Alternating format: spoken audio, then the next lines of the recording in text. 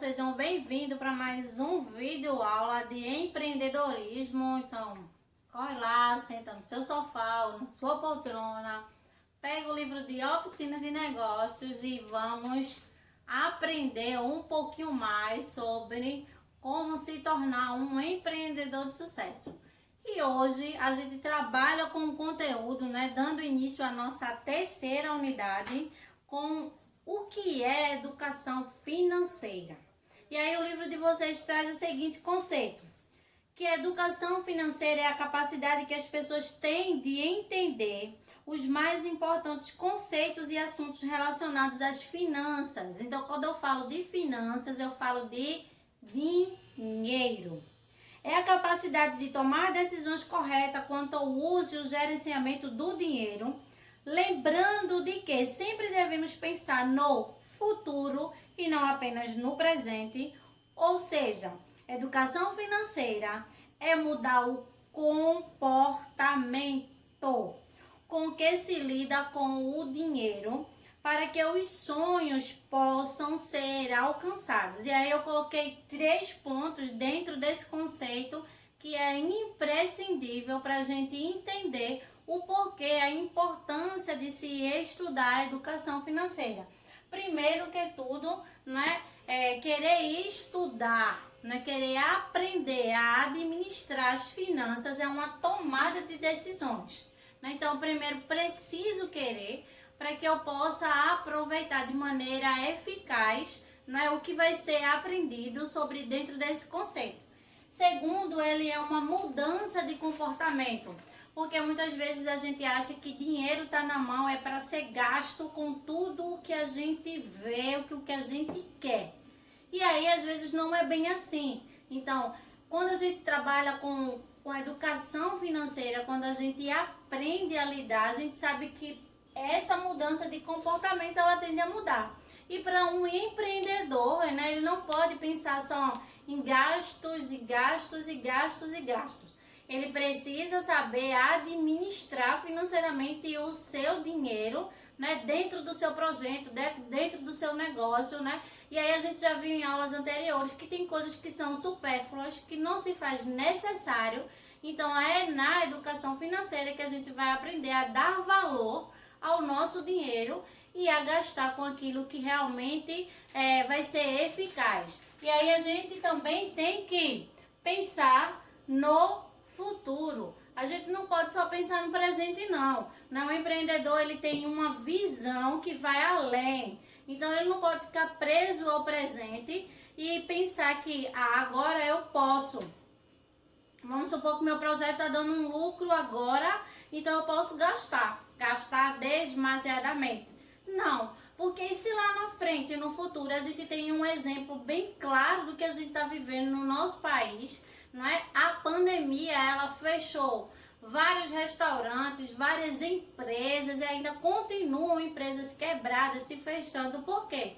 Porque aquelas empresas que não tinham um capital de giro, ou seja, que não tinham um dinheiro nos caixas para sobreviver a uma crise, elas fecharam. E aí, quando a gente pensa quando a gente dá a verdadeira importância, não pensa, a verdadeira importância de pensar no futuro. Aqueles que pensam no futuro, aqueles empresários, aqueles empreendedores que pensaram no futuro, eles com certeza sofreram com a pandemia, porém eles não fecharam as suas portas. Então, é preciso também, com a educação financeira, pensar no futuro. E aí, na página 35, ele dá 3 dicas. A gente sabe que a gente já trabalhou com conteúdo poupar, economizar e diminuir gastos. E aí, esse conteúdo é retomado para vocês verem a importância de administrar o dinheiro dentro do setor do empreendedorismo. E aí, ele dá 3 dicas, de estudos em relação às finanças, em relação ao dinheiro.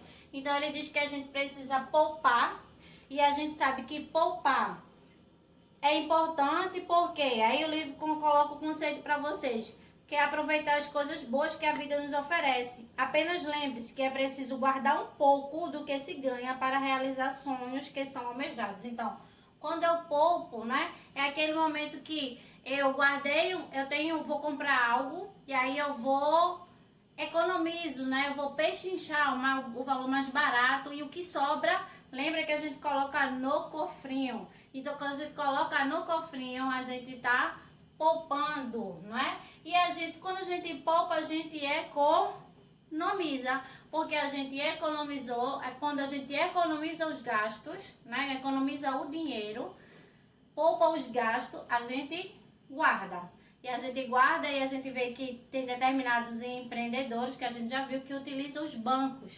E aí a gente já trabalhou dentro desse conteúdo que os bancos também é um lugar que a gente pode guardar o dinheiro e nosso dinheiro ele vai ser rentável, né? Ele vai ter um acréscimo de juros e a gente já aprendeu isso também.